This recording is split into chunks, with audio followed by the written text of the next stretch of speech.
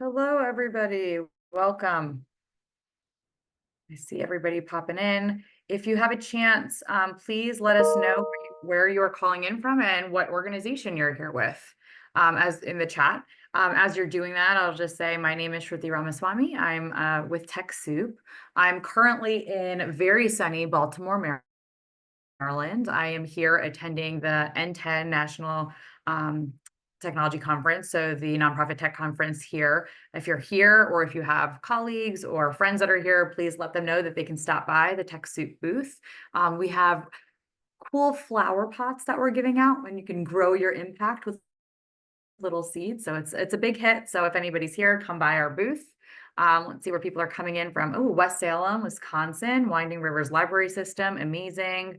New York State, we have a consulting firm. Thank you for letting us know. We're going to get started in a few minutes as people are joining in, but if you're coming in now, we'd love for you to tell us where you're calling in from. You have Burlington, Iowa. Ooh, Meals on Wheels in North Riverside. Fantastic. California, we have somebody. Ooh, Erie, Pennsylvania, not too far away from where I am right now. St. Martin Center. Welcome, welcome. Uh, Michigan. Oh, you're attending NTC virtually. Amazing. Hope you guys are enjoying it. Youth Volunteer Corps, Kansas City. Did I miss anybody? Council on Foundations, Washington, D.C., very close. It's very uncannily hot here, and I hear this weekend around here it's going to be 80 degrees, so that's kind of crazy.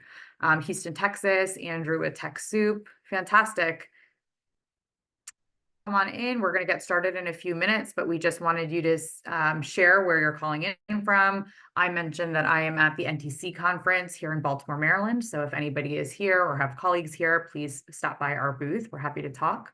Illinois, Austin, Texas. Amazing. Okay, well, it is 1:02 right now on the East Coast. Oh, Toronto. Fantastic. Digital Navigator at Denver Library. I love that title. And we're going to get started right now. And then this session will be recorded. So for those that are listening in or calling in a little bit later, you can always kind of catch up, move forward on the recording, which you'll get in a few days. So I wanted to thank everybody for being here today. Today, we're going to talk about nonprofits at work and a little bit about just how to participate today. There's a chat button. Many of you are already telling us where you're calling in from, which is fantastic using that button. We also have a Q&A button that's on the bottom ribbon of the Zoom webinar. You can click that in Q&A if there's any questions you want to ask. And so please feel free to put in your questions as you're listening to some of the presentation, or if you have any other questions you want us to address. And for anybody who needs, there is a closed captioning option. So you can click where it says CC to show captions to display a full live transcript. Okay. With that, I will kick us off. I am very excited today to talk to you all and grateful that we have an opportunity to talk today about the nonprofit trends and takeaways from Okta's fantastic Nonprofits at Work 2025 report.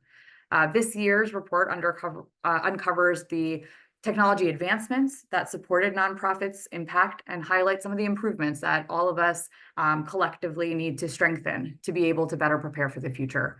And I'm very excited to be joined by our two guests from Okta today. Our first guest is Rami Champion.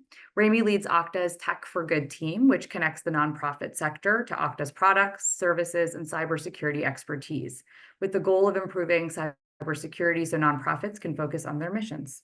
Rami has spent the past decade helping organizations from private sector to nonprofits alike learn how to use identity security tools and protect people, systems, and data. We're so happy to have her here today. We also have Taylor Whitfield. Taylor has 15 years of marketing and partnerships experience with a background in helping nonprofits nurture relationships with their donors, partners, and communities. She is currently merging her passions for technology and social good by leading educational initiatives on identity and cybersecurity as a part of Okta's Tech for Good team. Before joining Okta, Taylor managed content for fintech product launches at Brex and held a stewardship program for 1 million international lenders at Kiva, the microfinance nonprofit, for which she also piloted a direct lending program in the US and Kenya. And we're really, really excited to have them both here to speak a little bit more on the topic today. But before we get started, I wanted to just introduce a little bit about TechSoup and really talk a little bit about us and the state of the sector. So we go to the next slide, please. So TechSoup, in case anybody doesn't know, we are a global nonprofit. We work to build a dynamic bridge that leverages technology and to enable connections and innovative solutions for a more equitable planet. That's our mission. And if you go to the next slide, over the past 12 months, sorry, can you go to the next slide? Thank you. Over the last 12 months, TechSoup has served close to 300,000 organizations around the world and connecting them to resources, solutions, and support in service of their missions. The way we do that is we work with an amazing amount of corporate partners who help by providing donated or discounted technology to the nonprofit sector. And then we work with the corporate partners and with the sector to be able to understand what are the resources that you need to actually use the technology, make better decisions, education, and seminars. And part of what we do is we get to interact with everybody all the time. And as a nonprofit ourselves, we understand the ecosystem in which we're operating in. So if you go to the next slide, we'll talk a little bit about what we're seeing as some of the key challenges that we're all facing right now. So the sector obviously we're all facing increasing political, societal, funding, and security pressures. And that all exists at the same time where the demand for our services and our communities are growing. We're increasingly under threat from bad actors. That ranges from doxing campaigns, disinformation, and cybersecurity attacks. We're experiencing the same saturation and decision fatigue as many others, but we also have the added complication of quite limited licensing options and often funding and budgetary restrictions. So there's just a general greater price sensitivity. We're also all facing, I think, just the types of decisions that we have to make in technology have changed. We're all using SaaS products. We have more subscription services. We have multiple applications that we're using to manage our work individually, much less across our organization. And so the decisions that we have to make to acquire new technology or understand how to support the technology that we have really has shifted. How we think about that, how we think about the ongoing nature of some of the technology solutions really changes the way we have to budget, we have to plan, and how we have to think about strategy in terms of the technologies that are available to us. And as a sector, it's been amazing to see how much we've adopted AI solutions. But right now, all of the data and what we've seen has been showing that we're identifying ways to use AI to support individual productivity, but that's not necessarily always leading to a unified strategy or a collective effort to use that across an organization. And sometimes that the security framework might not be there as well. So there's a lot going on. We're facing a lot of things. And so I'm very excited today to kind of take a deeper look at some of the trends and see how we can learn from some of the insights that the Okta team is going to present to us about the Nonprofits at Work report, learn about what our counterparts are doing in the industry right now, and understand what are some opportunities that we have to grow and to think about how we can make better decisions for the future. So with that, I'm going to pass it on to Taylor and Rami. And thank you both so much for joining us today. Thank you. Hi, everyone. Welcome. Thanks so much to TechSoup for hosting us. There we go. Great. So we're excited to talk with you all today about our findings from our annual Nonprofits at Work report. We think there's quite a few valuable insights into the platforms and applications that nonprofits are using to bring their missions to life. Today, we're just going to get into some of the most impactful findings from the report, and then we'll also talk about how you can integrate these insights into your technology and security strategies. Now, just to level set, and if you can take us to the next slide, Shruti. For those of you not familiar with Okta, we're an identity management company that provides cybersecurity and identity solutions for your internal stakeholders and infrastructure, as well as your external stakeholders, like members or the communities that you're serving. Okta's vision is to free everyone to safely use any technology. And for my team, that means that we're here to connect and serve the nonprofit sector with accessible products, services, and expertise. Now, what is Nonprofits at Work? Nonprofits at Work is Okta's annual report on the apps and technology that nonprofits are using, and it's based off of anonymized product data from our nonprofit customers and our Okta integration network. This data is going to give us a pretty solid snapshot of some of the digital tools that nonprofits are using today to meet their organizational goals and missions. We've also already shared a link to the report in the chat in case you want to dig into this further, and we'll surface that again at the end of the presentation as well.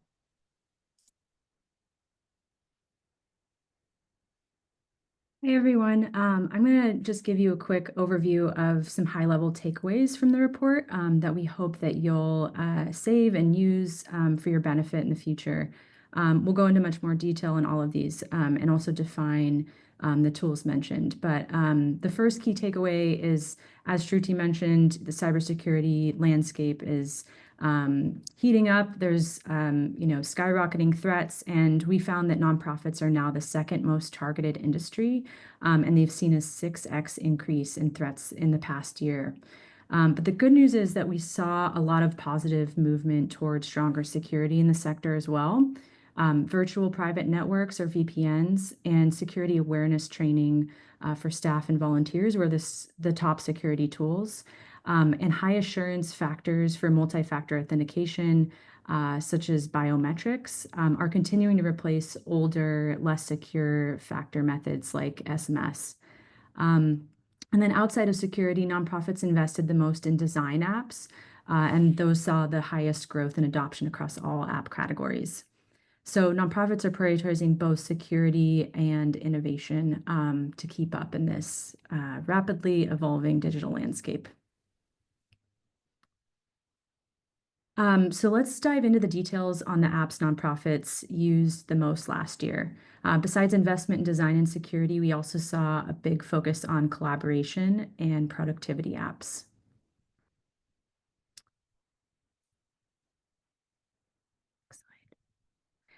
So as I mentioned, design apps were the fastest growing app category, with apps like Canva and Adobe Creative Cloud. And the second fastest growing category was cloud platforms, which includes Amazon Web Services, or AWS, followed by developer tools like Atlassian's product suite. Security app growth slowed from last year, which was 19% and down to 5% this year. However, we compared that to the growth in security apps across all industries, and growth in this area slowed overall, so nonprofits still rank third, which we saw as pretty positive. Next slide. Canva in particular has seen massive adoption in the nonprofit sector, and for the second year in a row, Canva is the fastest growing app among Okta's nonprofit customers. We saw a 26% year-over-year increase in the number of customers and a 477% increase in unique users. So a lot of orgs are using Canva and a lot more people at every org. And this, to us, reflects the importance of visual storytelling for communicating impact to donors and funders, and also for clarifying offerings to your communities. It's a great tool for that.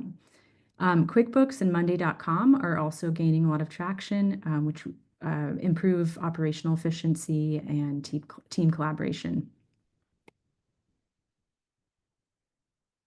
And then speaking of team collaboration, nonprofits are also heavily investing in tools that support remote work and cross-border collaboration. And it's not surprising that the most widely used apps were Microsoft 365 and Google Workspace, because they're pretty foundational for all industries. But tools that ranked slightly higher for nonprofits were related to team collaboration, especially dispersed in global teams. Zoom ranked slightly higher for nonprofits. And DocuSign and Slack were also pretty high on the list.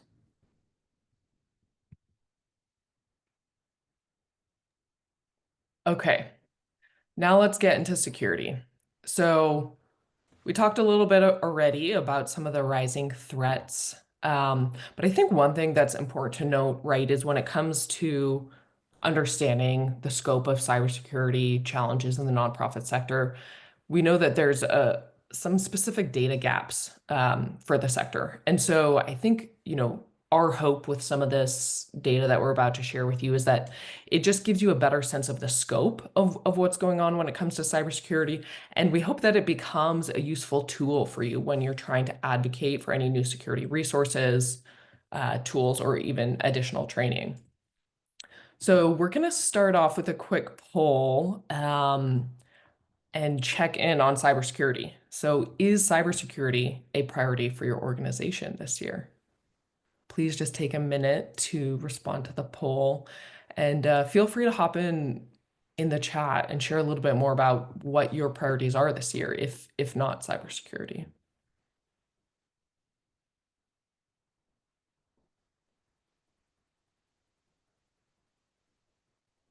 We'll give it just another couple seconds here. Still have some answers coming in.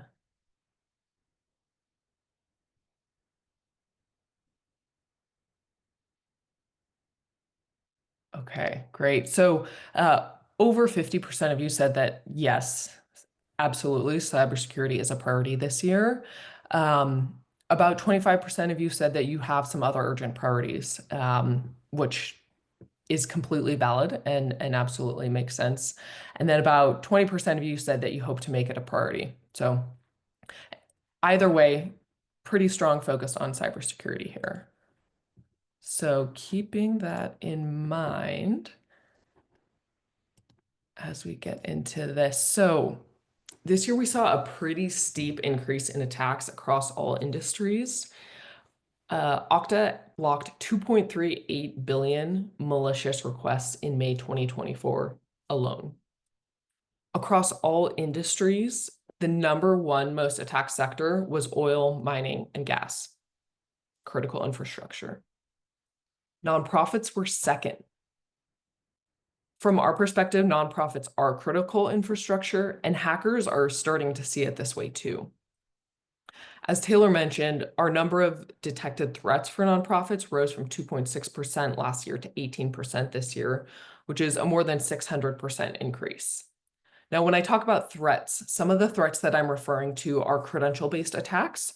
So these are ones involving a username and password, like phishing, brute force attacks, and password spray attacks. They all have the same goal of gaining access to accounts and systems. These threats are pretty common because they all leverage a password.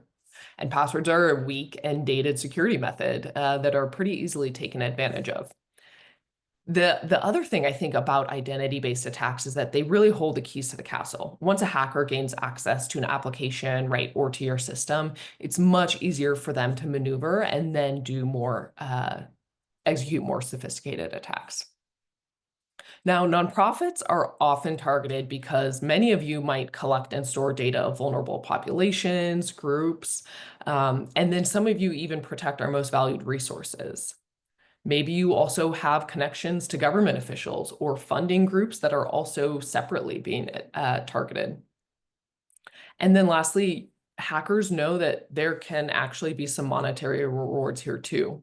The sector receives over $550 billion in annual charitable contributions. But there is some good news too. And that's that we're really seeing nonprofits actively invest in security tools to help mitigate these threats. And so on the next slide, you'll see that we show the top tools that nonprofits are investing in to safeguard their missions. This year, virtual private networks were overall the most popular security tool, and VPNs protect users by encrypting their data and masking their IP addresses. Ultimately, it creates a more secure protected network for accessing the internet. A VPN tool, one example of one is Palo Alto Networks Global Protect and Prisma Access. And then the second top tool was security awareness training. This grew 10% year over year, which is another positive trend. Security training is a very important tool because it can also help to stop phishing attacks. I mean, if you think about it, every individual at your organization is vulnerable to a phishing attack, right? Everyone has a username and password that can be phished. And so it's important for everyone at your organization to know how to identify one when it's happening. Some popular training tools we saw show up in this category were KnowBe4. And then the fastest growing tool this year was Secure Web Gateway. And this was, we saw this grow 14% year over year. And essentially what this means is that more nonprofits are taking measures to prevent malicious content from reaching their networks. And then, one thing that we noticed, there's one category of tools that actually did not show up in this top 10 for nonprofits that we did see grow robustly in other industries, and that was compliance tools.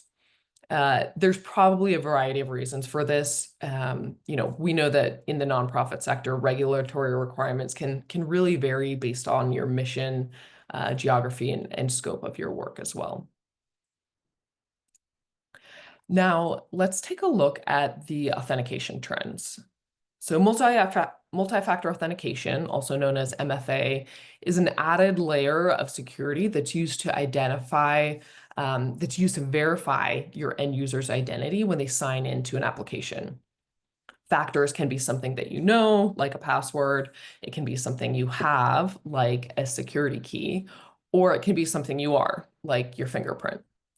So with multi-factor authentication, instead of providing only a username and password to authenticate, the end user would also need to provide an additional factor, like one of those that I mentioned, possibly a fingerprint. But not all factors are created equally. You might already know a little bit about this, but we want to just make sure everyone's on the same page before we get into some of our authentication trends. So an SMS code, for example, can be easily phished or intercepted. And so something for you all, I think, to consider when you're thinking about multi-factor authentication, which factors to use, is to consider balancing usability or the amount of friction that you're going to impose on the end user with security. You can see on this slide that the higher assurance factors are on the right-hand side. Sometimes these can provide a little bit more friction. Some are actually a little bit easier for the end user. So something to think about. But I think you're all probably starting to sense that MFA is another pretty important security tool, in addition to the training that we mentioned, because this extra layer of protection, right, can really stop password spraying and phishing attacks from being successful. Last year, one thing that we saw in actually Verizon's data breach investigations report was that 8 out of 10 data breaches involved phishing or misuse of credentials. So not only is it important to be leveraging MFA, but it's important to use strong factors where you can. Now, back to the report. So we saw some pretty exciting gains when it comes to nonprofit authentication this year. 78% of nonprofits are now using multi-factor authentication of some kind, up from 69% 2 years ago. And among those, we saw a pretty big increase, so 82% year-over-year growth in the use of Okta Verify FastPass, which is Okta's phishing-resistant passwordless authenticator. All that this means is that more nonprofits are becoming more secure by actually moving away from passwords when it comes to authentication. We were also happy to see an overall decline in the use of SMS. It was down 11%. The thing about SMS, though, is we are still seeing 45% using it as an option. We know that this is a pretty useful tool when you think about, end users who don't have biometric capabilities, or maybe you're working across low bandwidth environments.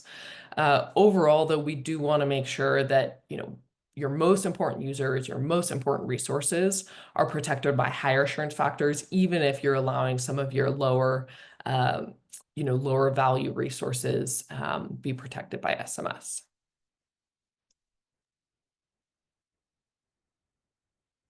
Great. And so in addition to security tools, some other tools that can be really helpful in kind of working security protections into your day-to-day are automation tools. And that was another trend that we saw last year, was an increase in adoption of automation tools and also best-of-breed apps, which means just the leading software in a certain niche or category. Next slide. Berkeley's Center for Long-Term Cybersecurity found that 53% of nonprofits have no full-time IT staff. Maybe many of you can relate to that. So identity automation can help fill the gaps and allow you to operate efficiently within those limited resources. Okta Workflows is a solution that enables that automation of repetitive tasks like onboarding new users. And I'll share a few more details about that in a second. But last year, we saw a 24% increase in nonprofits' usage of workflows, which was more than the manufacturing and tech industries. And this is a hopeful trend for nonprofits in the direction of efficiency. PricewaterhouseCoopers' Global Artificial Intelligence study last year estimates that AI and automation could contribute $15.7 trillion to the global economy by 2030. So for nonprofits, if you're using these automation and AI tools, that could translate into exponential impact. Next slide. Unique mission challenges can require specialized software. So nonprofits that Okta's nonprofit customers who are using Microsoft 365, we also found that they're supplementing with a number of best-of-breed apps with similar functionalities, but more customization or just the best at what they do. So for example, 45% of Microsoft 365 users are also using Zoom, and Google Workspace saw the most year-over-year growth. So trending toward, the most popular apps in the market, nonprofits are kind of keeping pace with other industries. Next slide. So we recognize that not all of you are familiar with identity automation. So I just wanted to offer some quick context for how these kinds of tools work and show you the value that it could bring to your operations, especially for those of you wearing many hats. There are a lot of tools out there, but the one that we know best is Okta Workflows. And this product is part of our nonprofit offering, so we can work with you to make it accessible. But it's our no-code IT automation platform, and it lets you easily create automated responses and triggers for managing IT tasks. It helps you reduce costs by automating and saving time on things done manually. For example, sending a new welcome email to a new member of an application, like a volunteer. And it also improves security by automating triggers for suspicious activity. So you could get a chat message when there's been some malicious attempts at accessing your systems. And you can set up flows to prevent account takeovers as well, if that's an issue.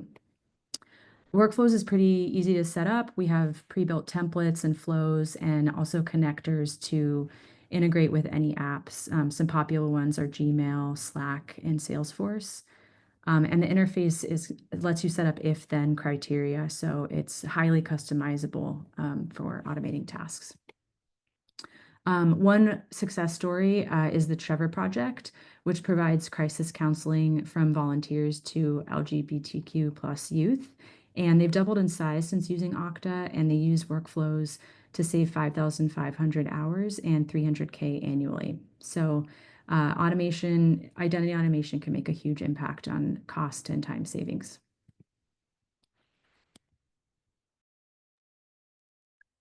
Great, thanks, Taylor. So before we get into just a summary of everything that we just covered, again, you can download the full report here by scanning this QR code. We do also have the link there in the chat, and we'll send it out by email as well in the next day or so. And, one thing that we do want to note as well on Okta's products is that we do offer preferred nonprofit pricing and discounts.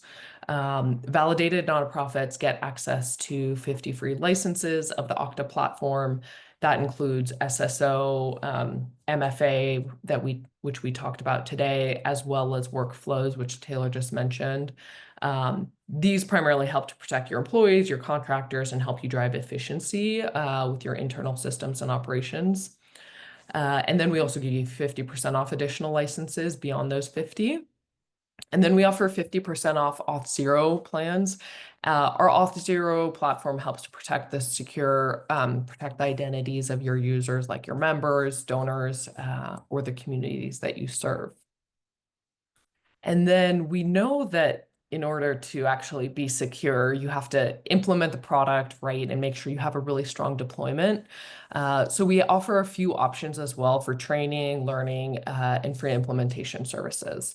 We'll send a link to all of these details after the webinar as well. So we covered a few different areas of data. So let's talk a little bit about what this really means for your organization and sort of where you can really leverage that data. I think the first thing is that there is never a wrong time to become more secure. And a good way to get started is to leverage an assessment tool. TechSoup has a great assessment tool that can help you evaluate your current setup and identify any areas for improvement. And then Okta is always here to help you assess your identity maturity as well. And then the other thing about cybersecurity, right, again, is having a strong deployment, getting and learning some expertise when it comes to cybersecurity. Hiring a full-time cybersecurity manager is not always an option. There are some other ways to get support, including via pro bono volunteers, or even advocating for a tech governance seat on your board. That would help to bring more tech and cybersecurity experience to the team. And shockingly, this is only the second time today that we're mentioning AI, but we know that everyone's thinking about it, and when it comes to AI and cybersecurity, it's easy to focus on the threats that AI can bring.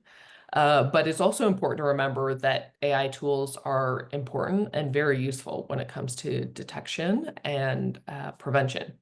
So many existing security systems have AI tools available within them or perhaps as an add-on. I think the important thing to remember, though, when it comes to AI is just start simple and do your due diligence, right? Read the policies of the AI tools that you're using. TechSoup has some really good resources as well in their digital skills center for nonprofits on how to start using AI tools. And then, I think the other thing when it comes to some interesting trends and really where some organizations are gaining high ROI is when they leverage automation tools with their IT systems and processes. Increasing automation of IT and security tasks can really help you maximize your resources, especially if you're working in a constrained environment. And of course, it can help keep your system secure too. So while the landscape is always shifting, we don't want these trends to be overwhelming. We hope that they can, in fact, just be motivating and be a tool for you all to better advocate for new resources. And I think lastly, and kind of something that Frank asked in the chat is that when it comes to cybersecurity, it's a journey. Unfortunately, there's not a silver bullet for cybersecurity, right? You have to be protected from all different angles, and there's not one tool that will help you protect from all different angles. That is actually probably a good thing, in the sense that you do want some of your cybersecurity tools to be separate from one another, so that if someone gains access to one, they don't have access to everything. But I think the important thing to keep in mind when it comes to cybersecurity, again, it's a journey. So take it one step at a time. As long as you're continuing to learn and move along the journey, that's positive. And that's something that we have to think about Okta too, even as a cybersecurity company, right? And as we grow on our own cybersecurity journey. So before I turn it over to Shruti to lead our Q&A, we just have one more quick poll. And I'd love to learn how this data resonates with you. Are these trends something that you're experiencing, or will they be helpful in considering your priorities for this year? Please let us know in the poll. And again, feel free to share any additional details in the chat.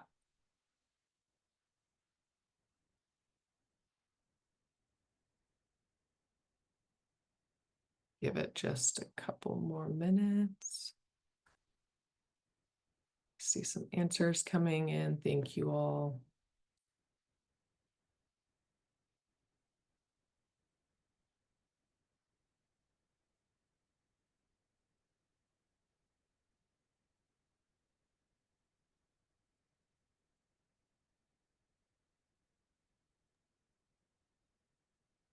Okay.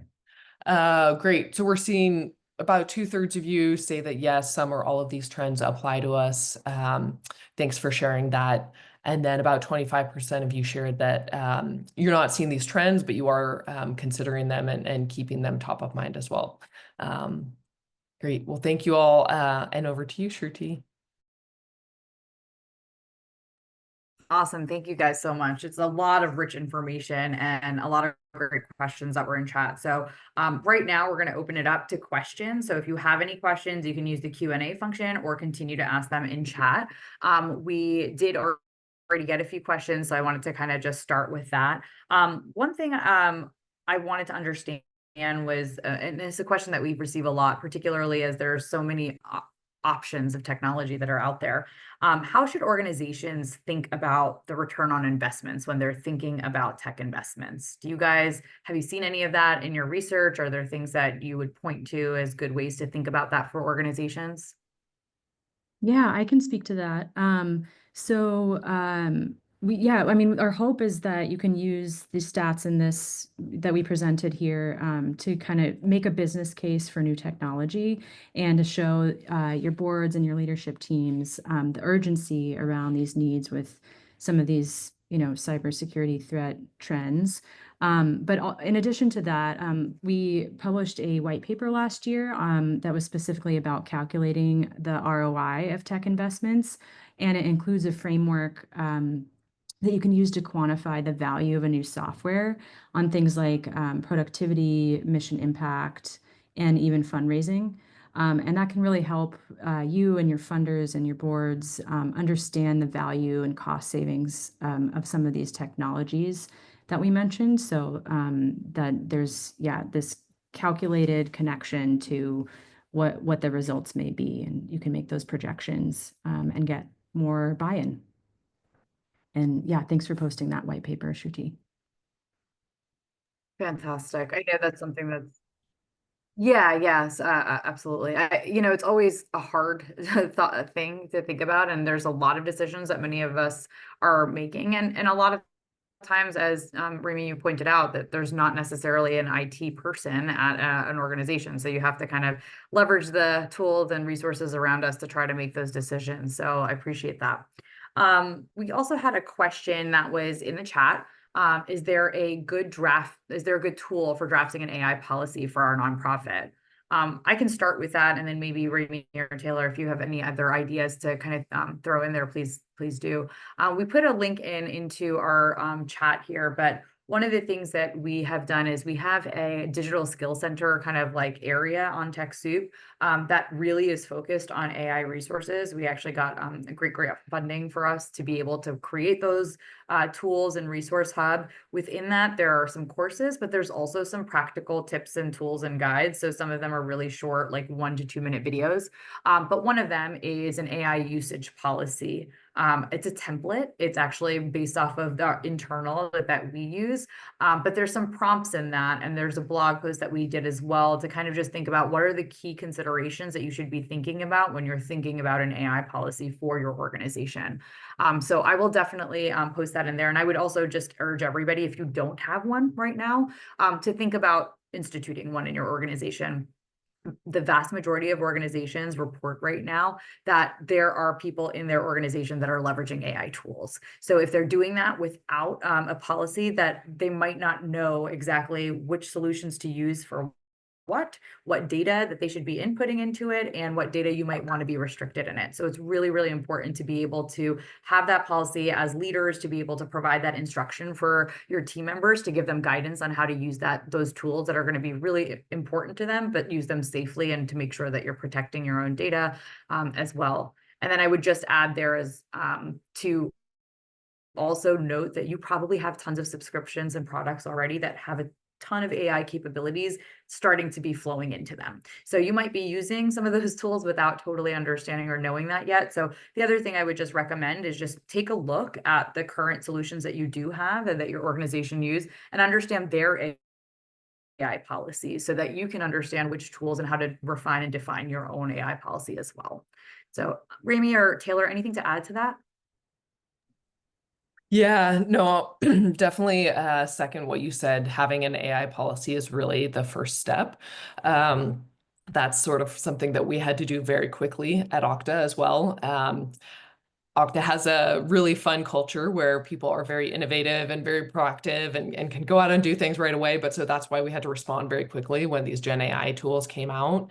The only other thing I would add when it comes to AI is, you know, the thing that our CEO has always talked about is you do want to have an AI policy, but you don't want it to stifle innovation. And so just make sure that you have a feedback loop as well with the employees in terms of how AI is being used. You know, if there are things that are holding them back with the policy, that are maybe stifling innovation, you know, ultimately, I think what we saw at Okta is that some of our most innovative, actually one of our AI products actually came out of sort of this grassroots employee group who was just these were very early AI users who started to build AI into, you know, not directly into our product right away, right, but into this test environment.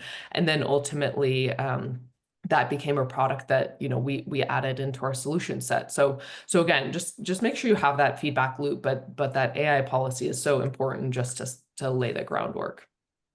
I'm glad that you mentioned that. I was actually in one of the conference lines talking to nonprofits today. The conversation that we were having is one organization was saying like, oh, we have some access to AI tools, but our policy is so restricted that we're not really able to use any of it, right? So that balance is super important, because at the same time you can build all of these really incredible things and have that productivity really unlocked.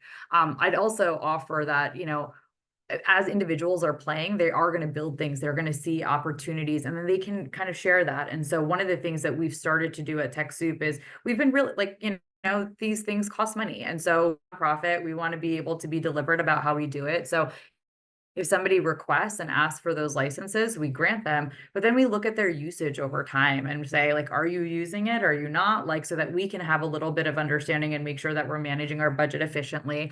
And as they're using it, if we distribute it, that we want to be able to ask, hey, what did you use it for? What's that use case that you learned? Share it back with your team so that we're all learning from each other as well. So there's some, tactical ways that we can kind of make sure that that you're not stifling that creativity, which I'm really glad you brought up, Rami. I see Claudia has her hand up. Would you like to ask a question? Hey. Hi, thank you. Hi. Hi, we're a long-standing TechSoup partner, and we're so grateful for all their support. Thank you, Rami and Taylor, for your interesting positioning. We've been in business for 42 years, and over time, we've seen that emergence of all kinds of weird messages that we have to train our team to not click on. So I think that from our particular point of view, we are seeing an increase on efforts to break through our systems, but it's very low operation. It's not very sophisticated, so you have to train everyone to really. Does it make sense that you are being asked by TechSoup to send something to Japan? No, do not click. So just common sense and training. So I just wanted to emphasize the points on your study. On the question of AI, we have a very unique business model, and we are a partner with NetSuite, so we are using an Oracle product. And to your point earlier, we are relying on a lot of their own robust security. When it comes to our e-commerce store, we have a very small e-commerce store to only colleges and universities in our network. So it's a closed loop, if you will. But we are beginning to use AI for intelligent item recommendations, IIR. So if you're shopping in the store and you are looking for a snowblower, this new tool will say, how about you buy gloves? So the intelligent item recommendation, does that fit into an AI usage policy, or how do you help think through? Because that's very different than my director of scholarships using Gen AI to run a report. So how do we think about that? And I will go to Shruti's comment about going to the how to think about this in TechSoup, but since I have you here live, anything you can help us think through that would be super helpful. Thank you. Oh, Thank you. Thanks for asking the question. Go ahead. Taylor, you want to take this one? Yeah, I mean, I think like the same what the same resources that Shruti offered, I think are important, but you mentioned NetSuite, and if they're powering the AI, like then it comes back to their policies. So reviewing those with them and making sure you're comfortable with what the technology is doing in those recommendations, I think is really key. Just, as Remy said, just you might not need to make up your own policy here because you're using an existing technology from another company that's probably thinking about that and has that integrated in. But, I mean, making sure that your values align with that company. Like, do you agree with their policies, and is that something you can negotiate or amend for your particular instance of how their product's being used with your offering? Great, thank you. I had another question. You talked a lot about some of the things that organizations you saw doing. I really loved that slide that you put together with the different kind of fidelity of the different authentication and things that people can do. I wonder, like, for all of us here today, if you had to say, like, hey, if you take nothing else away, do this one thing to be able to help tackle some of the security challenges that are ahead of you, what would be that one thing that you would tell us all to do? Yeah, I think the one thing would be if you do not have a multi-factor authentication solution in place, get one. If you do already have a multi-factor authentication solution in place, now would be a great time to do an audit on it to understand which applications are protected by MFA and which are not, which users are protected by MFA and which are not. And then additionally, when it comes to your users, what factors are they leveraging? And are they leveraging those factors when they're accessing highly sensitive resources? Again, because so ultimately you want to understand the whole purpose of this is, number one, have MFA. Once you have MFA, make sure you're using it correctly, right? So those best practices are to ensure that you have all of your applications, all of your resources behind MFA, and that your most important users, your most important resources are protected by the most high assurance factors like biometrics or OTP codes, those sorts of things. Okay, no, that's very helpful. I also was just going to piggyback on that because the way when you said, just make sure that you think about the highest resource thing or the highest or most vulnerable information that you're protecting. I also think those are really important things to think about, which things are accessible and not. Outside of a VPN network and not, so as you guys are thinking about kind of setting up those tools, like just think about the data or the tools or the systems that might be used to access your, community's data. And if that is the case and people are working from home or working in different places, what can you do to make sure that they're secure in those places and that data is still protected? And so where do you want to make sure that things are behind or only accessible behind a VPN wall as well would be really good to make sure. Appreciate that. Yeah.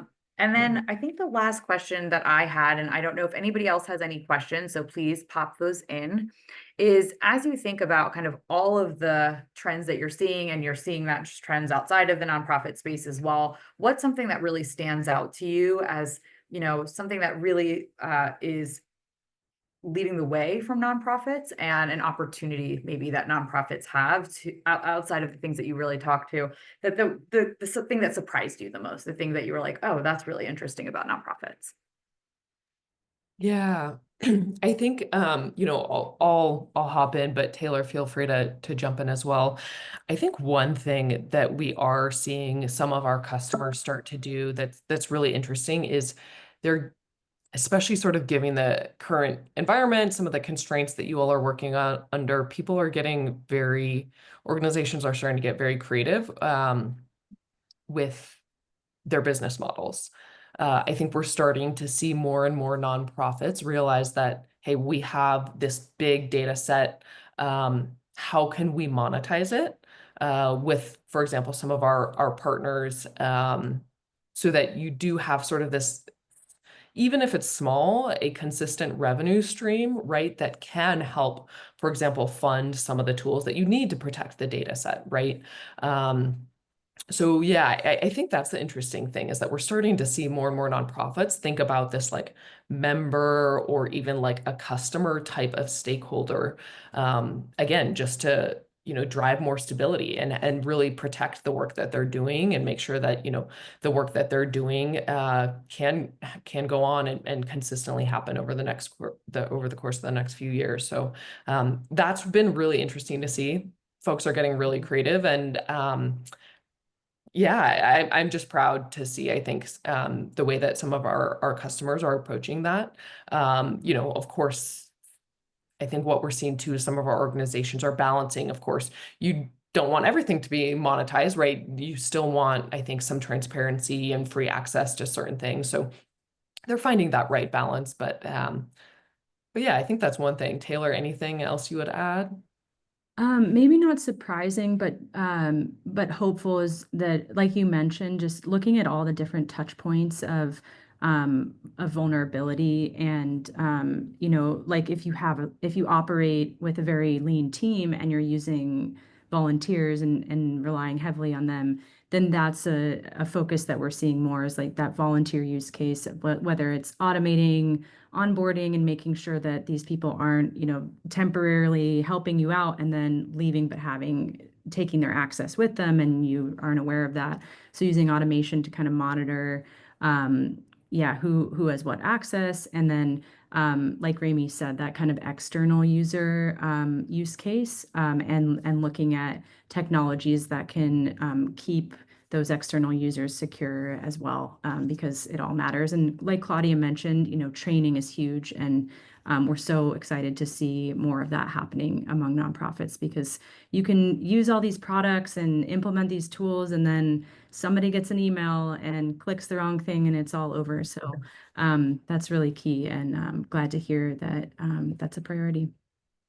Yeah, no, very, very good point. And yeah, it's like a lot of things that they're very fragile, and you don't even remember, and you don't even think about how fragile some of these systems really are.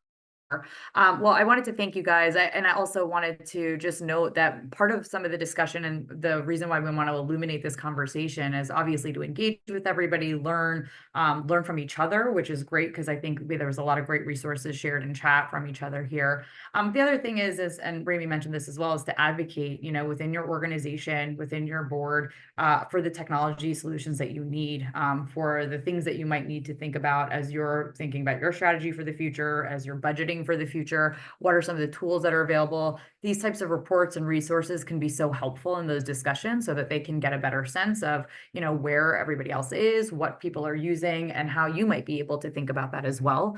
So I definitely recommend that you download that report, spend some time with it. I will say it's one of the things I look forward to every year, because it's just something that just gives you a really concise view of, you know, what that state is of nonprofits. And it's always fun to see kind of like what's the really interesting new one. Obviously, Canva was high up there this year, and I could see from the chat that many of you resonated with that. And, you know, I can see the first couple of things on there are really fantastic products that also have really great donations and discounts available to them. So that's awesome. And what we want to do is also make sure that we're advocating for those tools that you're looking for, and working with those companies to see how we can get better deals and make sure that they're thinking about servicing the nonprofits as generously as some of our programs do. So if there are opportunities or other things that you're looking for, please do let us know. Reach out to us at any point, and definitely you can still use the chat. But with that, I just wanted to say thank you to our guests, and thank you to everybody who spent your afternoon here. And as I mentioned, if anybody's here at NTC, please meet up with us, ask some follow-up questions. I'm here. So love to see you guys. Thank you, Shruti. All right. Thanks Thank you, everyone for everybody. joining us. Have a good Yeah, one. thanks, everybody.